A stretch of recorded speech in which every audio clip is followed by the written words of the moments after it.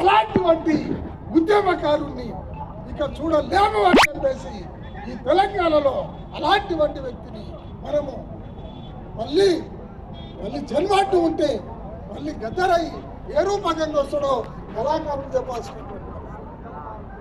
కాబట్టి మిత్రులారా, ఇవాళ గద్దర్కు తెలంగాణ జాతి పీత,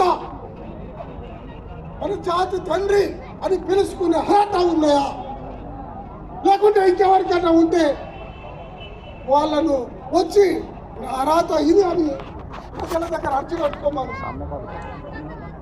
వాళ్ళకు ప్రజలు చేస్తారు.